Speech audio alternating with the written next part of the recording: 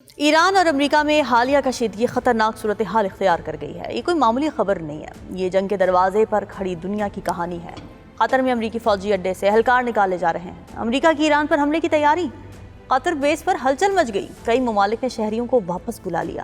ایران کھلے لفظوں میں یہ دھمکی دے رہا ہے کہ حملہ ہوا تو خطے میں امریکی اڈوں کو نشانہ بنائیں گے، اور امریکی صدر کہہ رہے ہیں کہ کوئی عالمی قانون مجھے نہیں روک سکتا۔ سوال یہ نہیں ہے کہ حملہ ہوگا یا نہیں، سوال یہ ہے کہ جب حملہ ہوگا تو آگ کہاں کہاں پھیلے گی۔ کیا مشرق وسطی ایک اور تباہ کن جنگ کی طرف بڑھ رہا ہے؟ کیا تیل، معیشت اور عالمی امن ایک بار پھر یرغمال بننے جا رہے ہیں؟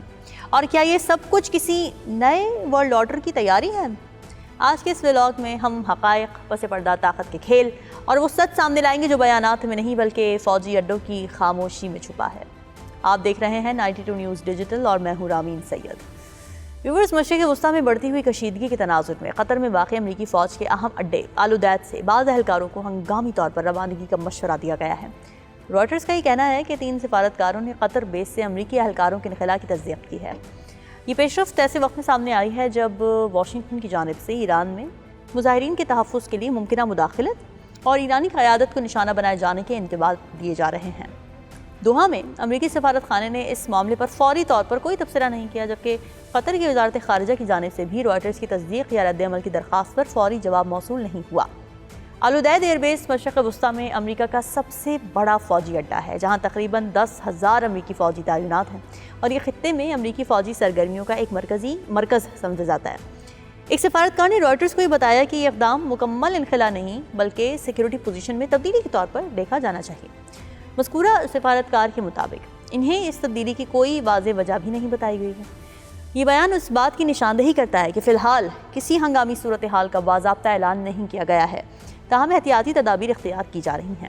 اس سے قبل ایک سینئر ایرانی عہدیدار نے رائٹرز کو یہ بتایا تھا کہ تہران نے خطے کے ممالک کو وارن کیا ہے کہ اگر امریکہ کی جانب سے ایران پر حملہ کیا گیا تو پھر امریکی فوجی اڈوں کو نشانہ بنایا جا سکتا ہے۔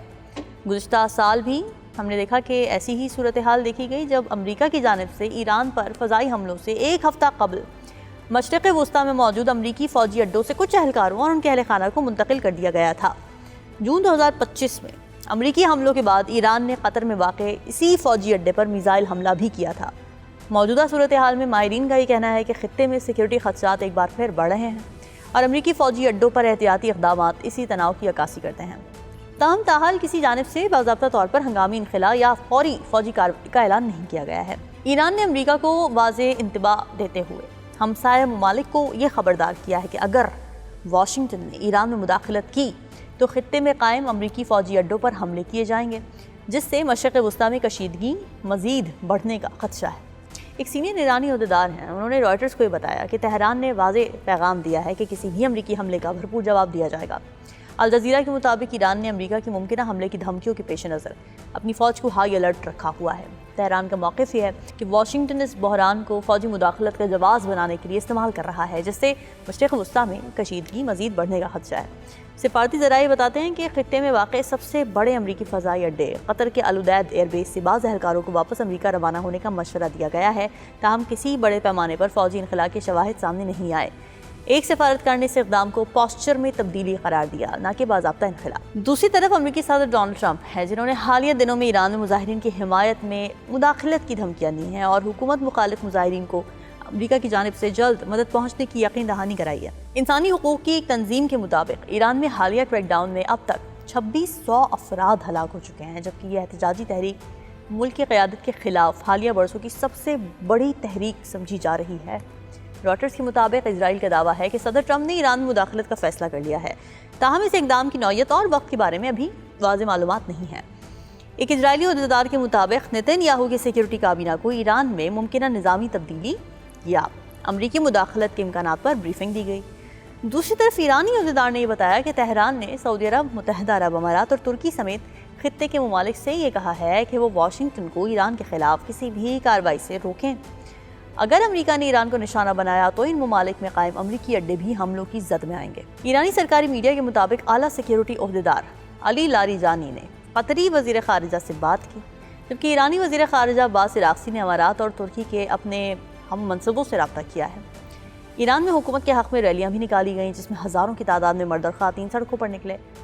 مبصرین کے مطابق ایران میں مہنگائی کے خلاف موجودہ احتجاج ایسے وقت میں ہو رہا ہے جب ایران گزشتہ سال کی جنگ کے اثرات اور خطے میں اپنے اتحادیوں کی کمزوری کا سامنا کر رہا ہے۔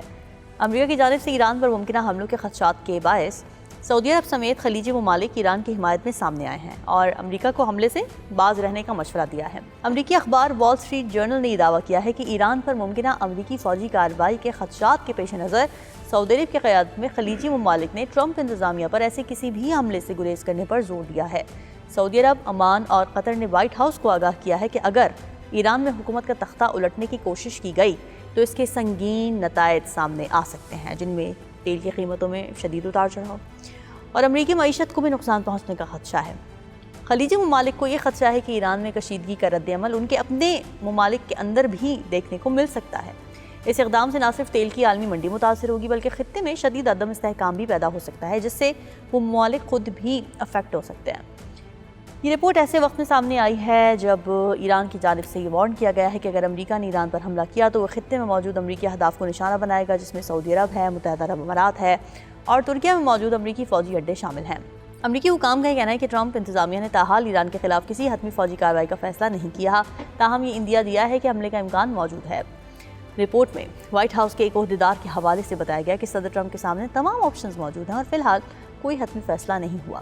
ان آپشنز میں فوجی حملے، سائبر حملے، نئی پابندیاں اور حکومت مخالف بیانیے کو آن لائن فروغ دینا شامل ہے۔ صدر ٹرمپ نے ایرانی مظاہرین سے براہ راست مخاطب ہوتے ہوئے انہیں ڈٹے رہنے اور ریاستی اداروں پر قبضہ کرنے کی ترغیب دی۔ خلیجی ممالک کو اس بات کا بھی شدید خدشہ ہے کہ ایران پر حملے کی صورت میں آبنائے ہرمز کے ذریعے تیل بردار جہازوں کی آمد و رفت متاثر ہو سکتی ہے۔ دنیا بھر میں سپلائی ہونے والے تیل کا تقریباً 20% حصہ اسی راستے سے گزرتا ہے۔ امریکی اخبار کے مطابق سعودی عرب نے ایران کو یقین دہانی کرائی ہے کہ وہ نہ تو کسی ممکنہ جنگ میں شامل ہوگا اور نہ ہی امریکہ کو اپنی فضائی حدود استعمال کرنے دے گا۔ امریکی صدر کی ایران کو دھمکی پر چینی وزارت خارجہ کے ترجمان نے ایک بیان میں کہا کہ ایران کے اندرونی معاملات میں کسی بھی بیرونی مداخلت کے خلاف ہیں۔ چین بین الاقوامی تعلقات میں طاقت کے استعمال اور دھمکی کی حمایت نہیں کرتا۔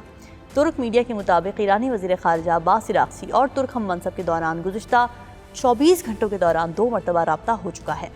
ایرانی وزیر خارجہ نے اماراتی ہم منصب سے بھی ٹیلی فونک رابطہ کیا ہے۔ متحدہ عرب امارات کے وزیر خارجہ عبداللہ بن زید نے خطے کے دیگر ممالک کے درمیان مسلسل مشاورت اور ہم آہنگی کی ضرورت پر زور دیا ہے۔ اس کے علاوہ عمان کے وزیر خارجہ بھی اسی ہفتے ایران کا دورہ کر چکے ہیں۔ روس نے بھی ایران کے داخلی معاملات میں مداخلت کی کوششوں کی سخت مذمت کی ہے۔ روس کی سلامتی کونسل کے سیکریٹری نے ایران کے سپریم نیشنل سیکیورٹی کونسل کے سیکریٹری سے رابطہ کیا۔ دوسری طرف امریکی قومی سلامتی کونسل نے صدر ٹرمپ کو ایران پر حملوں کا پلان پیش کر دیا ہے۔ امریکی اخبار واشنگٹن پوسٹ نے یہ رپورٹ کیا ہے کہ نیشنل سیکیورٹی کونسل نے صدر ٹرمپ کی غیر موجودگی میں اجلاس منعقد کیا، جس میں نائب صدر جے ڈی وینس، وزیر خارجہ مارکو روبیو اور دیگر اعلیٰ حکام نے مختلف آپشنز پر غور کیا۔ صدر ٹرمپ کو ایران کے خلاف مختلف آپشنز پر بریفنگ دی گئی تھی، جن میں سائبر حملے، مظاہرین کی کمیونیکیشن بحال کرنے کی کوششیں اور ایرانی سیکیورٹی اداروں کو نشانہ بنانا شامل تھا۔ یورپی حکام کا کہنا ہے کہ امریکہ نے ان سے بھی ایران کے اندر ممکنہ اہداف سے متعلق انٹیلیجنس معلومات بھی طلب کی ہیں۔ ایرانی حکومت پہلے ہی واضح کر چکی ہے کہ وہ سفارتی اور دفاعی سطح پر کسی بھی ممکنہ صورتحال سے نمٹنے کے لیے مکمل طور پر تیار ہے۔ ایران کے وزیر خارجہ عباس عراقچی کہہ چکے ہیں کہ ایران جنگ اور مذاکرات دونوں کے لیے تیار ہے۔ حالیہ پرتشدد مظاہروں کے دوران مظاہرین میں ہتھیار تقسیم کیے گئے، جس کے شواہد موجود ہیں، جبکہ صورتحال اب مکمل طور پر قابو میں ہے۔ امریکہ اور ایران میں بڑھتی کشیدگی کو کم کرنے کے لیے عمان، قطر اور دیگر ممالک نے اس معاملے میں ثالثی کی کوششیں بھی تیز کر دی ہیں۔ امریکہ کے اتحادی خلیجی ممالک نے ایران پر ممکنہ حملے کے نتیجے میں پیدا ہونے والی صورتحال کے خدشے کے پیش نظر مذاکرات پر زور دیا ہے۔ امریکی صدر ڈونلڈ ٹرمپ نے کہا ہے کہ بطور کمانڈر ان چیف میں دنیا بھر میں فوجی طاقت استعمال کرنے کا اختیار رکھتا ہوں اور میرے فیصلوں پر کسی بین الاقوامی قانون کی پابندی لازم نہیں۔ نیو یارک ٹائمز کو انٹرویو میں ٹرمپ کا یہ کہنا تھا کہ انہیں صرف ان کی اپنی اخلاقیات اور سوچ محدود کرتی ہیں۔ عالمی سیاست میں قوانین و معاہدوں کی زیادہ قومی طاقت فیصلہ کن ہوتے ہیں اور امریکہ اپنی فوجی، معاشی اور سیاسی قوت کے ذریعے اپنی برتری برقرار رکھے گا۔ اگر امریکہ اور ایران کے درمیان کسی بھی قسم کا براہ راست حملہ ہوا تو خطے میں وسیع پیمانے پر تباہی اور انسانی نقصان کا خدشہ ہے۔ دونوں ممالک کی فوجی، اقتصادی اور سیاسی طاقت کے تناؤ سے تیل کی عالمی سپلائی متاثر ہو سکتی ہے، خلیجی ممالک میں عدم استحکام بڑھ سکتا ہے اور خطے میں دیگر عالمی طاقتیں بھی شامل ہو سکتی ہیں۔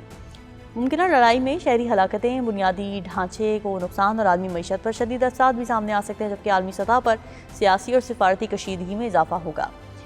اس کے نتیجے میں مشرق وسطیٰ میں دیر پا عدم تحفظ اور خطرناک فوجی مقابلوں کا منظر بھی پیدا ہو سکتا ہے۔ ایران اور امریکہ کے تعلقات کی کہانی دہائیوں پر پھیلی ہوئی ہے، جس میں کبھی قربت نظر آئی اور کبھی شدید دشمنی۔ تعلقات 1951 سے لے کر 2026 تک مختلف سیاسی، معاشی اور عسکری موڑ سے گزرتے رہے۔ اس پوری مدت میں خطے اور دنیا کی سیاست پر گہرے اثرات بھی مرتب ہوتے رہے۔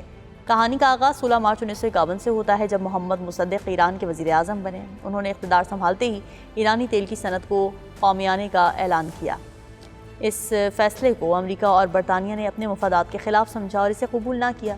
اس کشیدگی کا نتیجہ 19 اگست 1953 کو سامنے آیا، جب امریکی خفیہ ایجنسی CIA اور برطانوی MI6 نے آپریشن ایجیکس کے تحت ایران میں مداخلت کی۔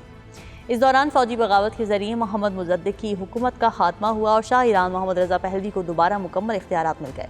اس کے بعد 29 اگست 1954 کو امریکی اور برطانوی دباؤ کے تحت شاہ ایران نے کنسورشیم معاہدے پر دستخط کیے، جس کے نتیجے میں امریکی، برطانوی اور فرانسیسی تیل کمپنیز کو ایران کے قومی تیل کے شعبے میں 25 سال کے لیے 40% ملکیت دی گئی۔ 5 مارچ 1957 کو شاہ ایران اور امریکی صدر آئزن ہاور کے درمیان سول نیوکلیئر تعاون کے معاہدے ایٹمز فار پیس پر دستخط ہوئے، جس سے دونوں ممالک کے تعلقات میں ایک نئی جہت سامنے آئی۔ 14 ستمبر 1960 کو ایران نے عراق، کویت، سعودی عرب اور وینزویلا کے ساتھ مل کر تیل برآمد کرنے والے ممالک کی تنظیم اوپیک کی بنیاد رکھی۔ 1960 اور 70 کی دہائی میں امریکہ نے ایران کو جدید ہتھیار فروخت کیے، تاہم اسی دوران مغربی طرز زندگی اور امریکی اثر و رسوخ کے خلاف ایرانی عوام میں بے چینی بڑھتی گئی۔ یہ بے چینی بالآخر 1989 میں انقلاب کی صورت میں سامنے آئی۔ شاہ ایران کو ملک چھوڑنا پڑا اور 1 فروری 1989 کو آیت اللہ خمینی جلا وطنی ختم کر کے ایران واپس آ گئے۔ ویورز، یہ بات واضح ہو چکی ہے کہ یہ صرف ایران اور امریکہ کا تنازع نہیں رہا، یہ طاقت، غرور اور عالمی نظام کی سمت کا سوال بن چکا ہے۔ اگر ایک چنگاری بھی بھڑکی تو اس کی آگ تہران سے دوحہ، ریاض سے تل ابیب اور نیو یارک سے بیجنگ تک محسوس کی جائے گی۔ دنیا میں تیل کی سپلائی رکے گی، معیشت لڑکھڑائے گی اور سب سے بڑی قیمت عام انسان ادا کرے گا۔ یہ ولاگ ایک سوال چھوڑ کر جا رہا ہے کہ کیا دنیا ایک نئی جنگ کے دہانے پر ہے یا ابھی کوئی عقل کی آواز باقی ہے؟ اپنی رائے کامنٹ میں ضرور دیجیے گا۔ مجھے دیجیے اجازت۔ اللہ حافظ۔